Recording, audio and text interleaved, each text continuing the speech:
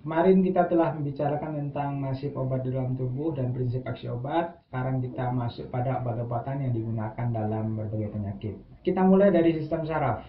Materi kita kali ini adalah obat-obat yang mempengaruhi sistem saraf otonom. Tapi sebelum kita masuk pada itu, kita review sedikit dulu tentang sistem saraf. Simak ya.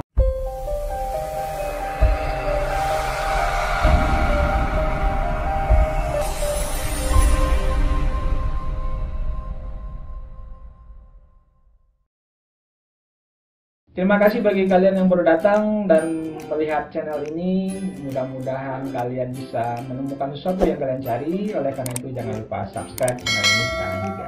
Sel saraf adalah sel yang sangat berbeda dengan sel-sel tubuh kita lainnya, seperti sel otot jantung, sel ginjal, sel kulit, sel darah merah, dan berbagai macam sel lainnya. Jadi sel saraf itu berbentuk unik dan dapat Anda lihat pada gambar berikut. Kira-kira bentuknya seperti apa ya? Ya, nanti Anda tebak-tebak sendiri aja bentuknya seperti apa. Agar dapat memahami fungsi dari sel saraf, maka kita kenali terlebih dahulu bagian-bagian dari sel saraf tersebut. Bagian yang pertama adalah yang kita sebut dengan dendrit, yang bentuknya seperti akar pada gambar ini. Ya. Fungsi utama dari dendrit ini adalah menerima stimulus atau rangsangan, baik dari sel-sel perifer kita ataupun dari sel saraf pusat, tempat di mana sel saraf itu berada.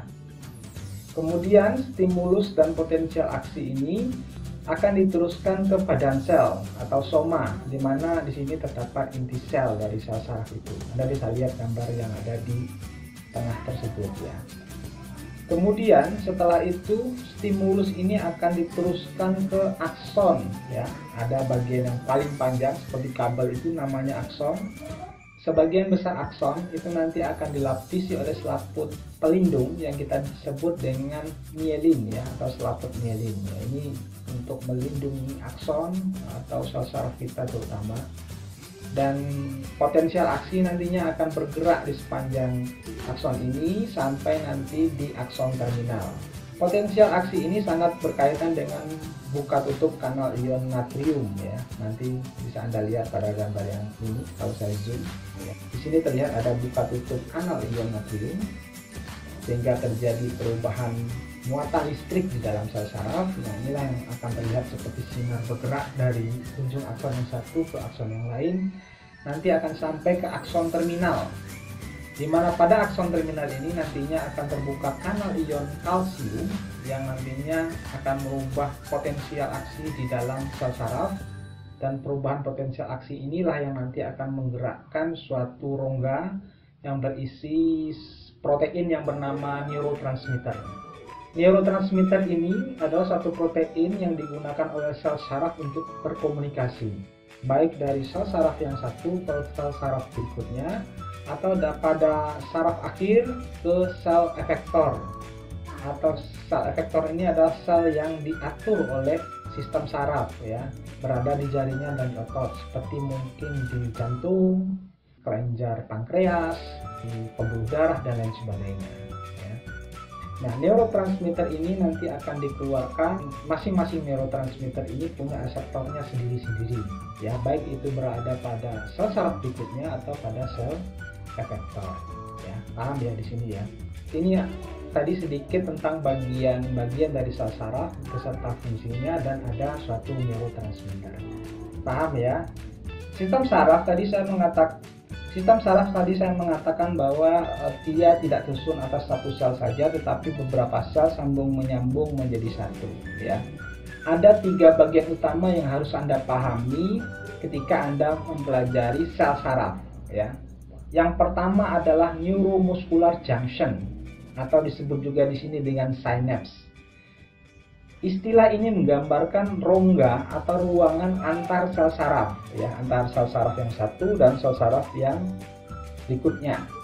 Jadi antar sel saraf itu ada rongga yang kita sebut dengan neuromuscular junction atau synapse ya.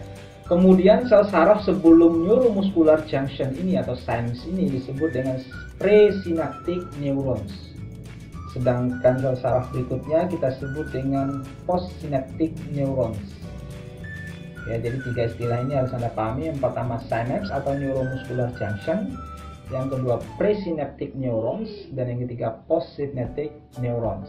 Synapse atau neuromuscular junction ini terkadang juga menggambarkan sebagai sebuah rongga atau sebagai sebuah ruang antara sel saraf terminal atau sel saraf akhir dengan sel efektor atau sel pada organ-organ yang dipengaruhi oleh sistem saraf tersebut. Umumnya pada sel efektor ini terdapat beberapa reseptor yang merupakan reseptor dari neurotransmitter serta enzim-enzim yang mendegradasi neurotransmitter tersebut. Bagaimana dengan jenis sistem saraf pada manusia? Sistem saraf pada manusia itu dibagi menjadi dua. Yang pertama adalah sistem saraf pusat dan yang kedua adalah sistem saraf perifer. Sistem saraf pusat manusia itu ada di otak dan sumsum tulang belakang. Ya. Jadi ingat, sistem saraf pusat itu ada di rongga otak kita sampai ke sumsum tulang belakang. Kemudian sistem saraf perifer adalah sistem saraf yang ada di selain otak dan sumsum tulang belakang, artinya di seluruh tubuh kita. Ya. Sistem saraf perifer ini dibagi lagi menjadi dua, yaitu sistem saraf somatik dan sistem saraf otonom. Saya ulangi, sistem saraf somatik dan sistem saraf otonom. Sistem saraf perifer ini sebenarnya kalau kita lihat dari rangkaian sel saraf atau jaringan saraf, ini merupakan keberlanjutan dari sistem saraf pusat. Jadi dia nyambung dengan sistem saraf pusat. Suatu rangsangan itu bisa berasal dari perifer, ya, di mana stimulus itu diteruskan ke sistem saraf pusat. Nah, di sini ada persambungan antara sistem saraf pusat dan saraf perifer yang diatur oleh suatu organ yang bernama medulla spinalis. Medulla spinalis ini nanti akan mengarahkan stimulus itu ke bagian-bagian otak kita, ya, melalui sistem saraf pusat. Sebaliknya, rangsangan juga bisa berasal dari sistem saraf pusat, yaitu pada otak kita, dan rangsangan tersebut nanti akan diteruskan ke perifer atau ke seluruh tubuh kita, khususnya pada organ-organ yang memang dipengaruhi oleh sel saraf tersebut. Ya, ini juga melalui medulla spinalis, ya. Gambar medulla spinalis bisa Anda lihat di gambar sini. Ini tugasnya adalah mengatur kemana rangsangan tersebut akan diarahkan atau disampaikan, baik pada otak kita atau pada organ-organ yang dipengaruhi oleh saraf perifer di seluruh tubuh. Sekarang mari kita bahas tentang perbedaan sistem saraf somatik dan saraf otonom. Sistem saraf somatik ini dipengaruhi oleh kesadaran kita. Contohnya adalah sistem saraf motorik dan sensorik. Kalau motorik ini selalu berhubungan dengan pergerakan kita. Misalnya kayak saya menggerakkan tangan saya ke sini, kemudian saya menggelengkan kepala ke sini, ini dipengaruhi oleh kesadaran saya. Memang saya pengen menggerakkan tangan saya ke depan, ke samping, ya, atau ke arah sini. Ini memang keinginan saya. Jadi ada otot-otot yang bergerak di sini yang memang itu dipengaruhi oleh sistem saraf motorik saya, gitu. Dan ini bekerja di bawah kesadaran penuh saya karena memang perintah saya sendiri. Nah, itu sistem saraf motorik. Kemudian saraf sensorik ini adalah saraf yang ada di perifer yang berfungsi untuk merasakan rangsangan dari luar, ya, seperti panas, dingin, rasa sakit, ya. Misalnya kalau Anda terinjak paku, ya, ada rasa sakit yang muncul, itu yang merasakan adalah sistem saraf sensorik Anda, ya. Anda makan makanan yang enak, mencium bau-bau yang sedap atau sebaliknya, itu yang bekerja adalah sistem saraf sensorik kita. Saraf sensorik ini nantinya akan diteruskan ke pusat pengaturan rasa di otak kita, sehingga kita bisa merasakan sesuatu yang harum, kemudian rasa nyeri, kedinginan, kepanasan, bau tidak sedap, dan lain sebagainya. Ya, itu sensorik, ya, sistem saraf sensorik yang nantinya akan menghantarkan rangsangan tersebut ke pusat pengatur rasa di dalam otak kita. Kemudian yang kedua adalah sistem saraf otonom. Ini yang menjadi topik kita pada kali ini, yaitu obat-obat yang mempengaruhi sistem saraf otonom. Berbeda halnya dengan sistem saraf somatik tadi, sistem saraf otonom ini bekerja tidak di bawah kesadaran kita. Artinya sistem saraf ini bekerja secara otomatis tanpa diperintah oleh keinginan kita atau kesadaran kita. Sistem saraf ini berfungsi untuk mengatur keseimbangan fungsi dari seluruh organ-organ yang ada di dalam tubuh kita. Misalnya sistem saraf yang mempengaruhi jantung. Sistem saraf yang mempengaruhi jantung, ya kita tahu jantung kita itu berdetak ya terus tanpa pernah berhenti, karena kalau berhenti berarti kita udah meninggal ya, atau Anda udah meninggal kalau detak jantung Anda berhenti gitu ya. Jantung Anda berdetak ya, katakanlah itu 100 kali per menit atau 80 kali per menit, kemudian irama denyut jantungnya mungkin bisa Anda lihat gambar ini ya. Ini adalah irama denyut jantung normal yang terekam oleh suatu alat yang namanya EKG ya. Kalau Anda masuk UGD mungkin dipasangin alat EKG, gambarnya akan seperti ini. Kenapa gambarnya bisa bagus seperti itu gitu? Dan kita nggak bisa mengatur ya pola gambar itu sesuka hati kita. Karena detak jantung kita itu diatur oleh sistem saraf otonom yang tidak bisa kita kendalikan gitu. Jadi sistem saraf ini bekerja tidak di bawah sistem kesadaran kita. Ya, itu yang disebut otonom. Otonom itu kan artinya tidak bisa dikendalikan ya. Dia punya otonomi tersendiri ya, kekuasaan sendiri. Itu sistem saraf otonom. Paham ya?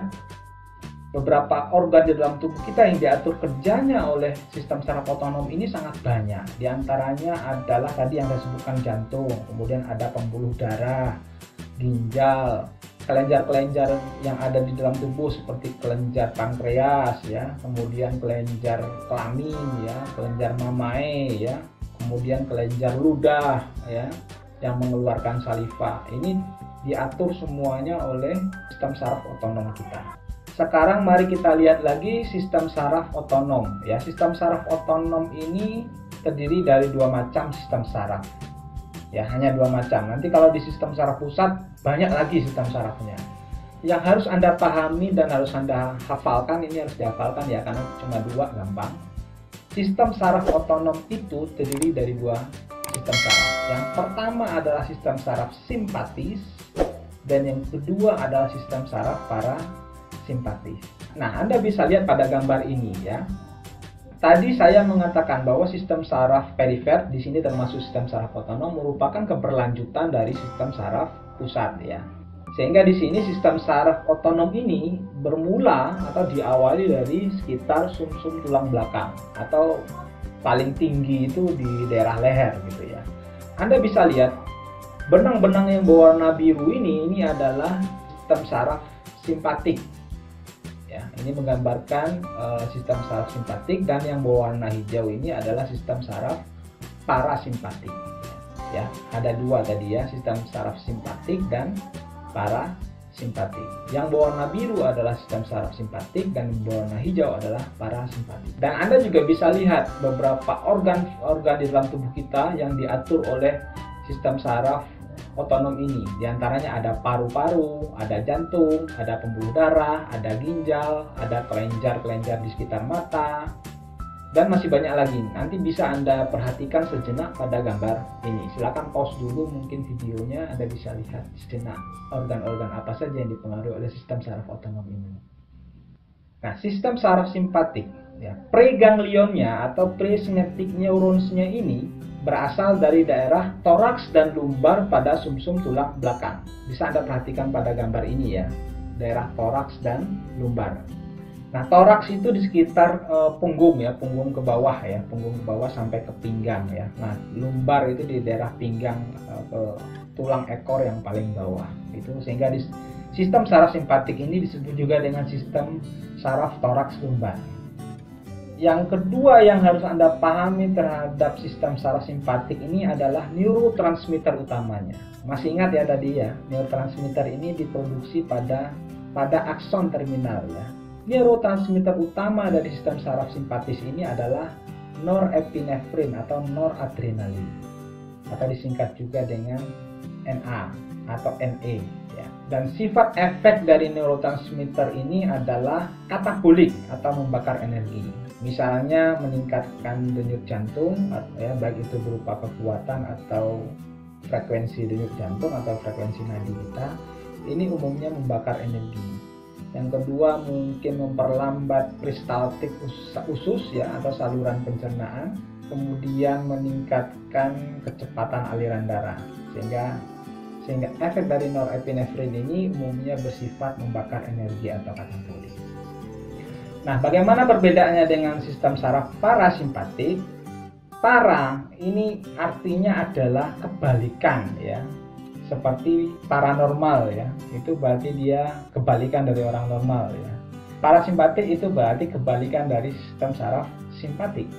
Preganglion atau presynaptic neuron dari sistem saraf parasimpatik ini berasal dari daerah sakral, yaitu dari daerah leher. Anda bisa lihat pada gambar yang ini ya.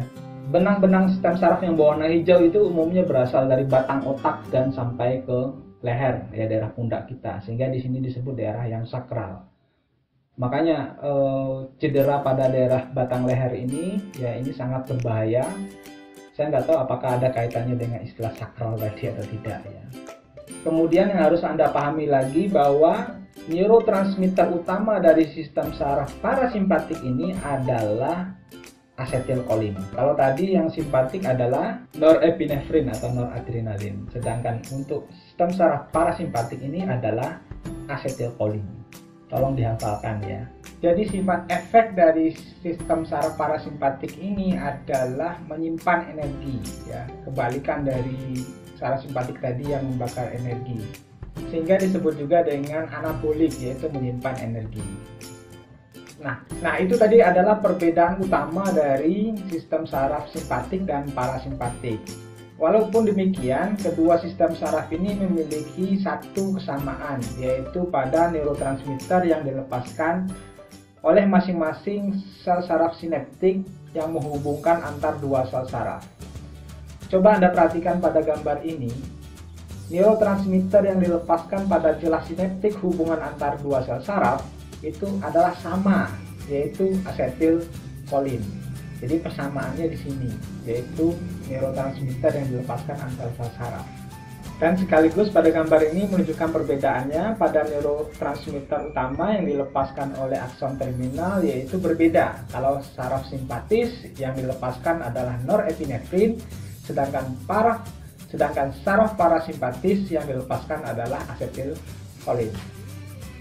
Berikutnya mari kita bahas tentang neurotransmitter. Neurotransmitter adalah suatu protein yang disintesis dan dihasilkan oleh suatu sel saraf. Ya, berasal dari kata neuro yang berarti sel saraf dan transmitter yang mentransmitkan atau menghantarkan impuls saraf dari sel saraf yang satu ke sel saraf berikutnya, bahkan sampai ke sel efektor. Jadi transmitter. Jadi neurotransmitter itu adalah suatu protein yang digunakan sel saraf untuk berkomunikasi antar sel saraf dan organ-organ yang dipersarafinya atau yang diaturnya. Sebagian besar neurotransmitter itu disintesis di dalam akson terminal. Neurotransmitter ini disintesis dari berbagai macam asam amino dari protein-protein yang kita makan. Kemudian dengan jalur biosintesisnya sendiri nanti akan terbentuk neurotransmitter. Oke, di sini saya contohkan adalah asetilkolin. Asetilkolin itu disintesis dari asetil-CoA, hasil metabolit dari siklus Krebs dan kolin. Ya. Kemudian terbentuklah asetilkolin dengan bantuan enzim tertentu. Kemudian asetilkolin ini disimpan dalam suatu rongga pengaman yang dalam gambar ini disebut sebagai vesicle, tempat penyimpanan asetilkolin untuk sementara. Berfungsi untuk melindungi asetilkolin dari degradasi enzim-enzim yang terdapat di dalam cairan intrasel. Kemudian ketika potensial aksi itu telah sampai ke akson terminal, maka akan terbuka kanal ion kalsium. Kalsium akan masuk ke dalam cairan akson terminal dan selanjutnya inilah yang akan menggerakkan vesicle ke permukaan dari membran akson terminal. Kemudian bisa Anda lihat terjadi fusi pada bagian membran dan selanjutnya asetilkolin dikeluarkan dari sel saraf presinaptik. Selanjutnya asetilkolin ini akan berada di daerah sinaps atau neuromuscular junction. Sebagian asetilkolin akan berikatan dengan reseptornya, baik itu pada postsynaptic neuron atau pada sel efektor, di mana reseptor asetilkolin ini ada dua macam, nantinya akan kita bahas lebih lanjut, yaitu reseptor asetilkolin muskarinik dan nikotinik. Sebagian asetylkolin nantinya akan didegradasi oleh sebuah enzim yang terdapat pada postganglionic neurons, yaitu enzim cholinesterase, di mana asetylkolin ini akan didegradasi menjadi kolin dan asam asetat. Sebagian kolin nanti akan diambil kembali atau direuptake kembali oleh presynaptic neurons, digunakan lagi sebagai bahan baku untuk sintesis asetylkolin selanjutnya, dan begitu siklusnya. Sehingga nanti ada berbagai macam penyakit yang berkaitan dengan kekurangan asetylkolin dan kelebihan asetylkolin, sehingga proses-proses biosintesis, proses interaksi asetylkolin dengan reseptor, proses degradasi asetylkolin oleh enzim cholinesterase ini bisa dijadikan sebagai suatu target aksi dari obat-obatan yang nantinya akan digunakan dalam terapi penyakit. Ya, nanti kita bahas pada berbagai macam penyakit lainnya yang berkaitan dengan kelebihan asetylkolin dan kekurangan asetylkolin. Ya, demikian sedikit pengantar tentang review sistem saraf sebelum kita masuk pada obat-obatan yang digunakan pada penyakit sistem saraf, terutama untuk penyakit-penyakit yang berkaitan dengan terlalu aktifnya sistem saraf otonom, atau sebaliknya pada penyakit-penyakit yang disebabkan karena kurang aktifnya sistem saraf otonom ini, ya. Oleh karena itu, silakan subscribe channel ini sekarang juga agar Anda bisa mengikuti video pembelajaran berikutnya. Terima kasih, mohon maaf atas segala kekurangan. Sampai jumpa lagi pada video pembelajaran berikutnya.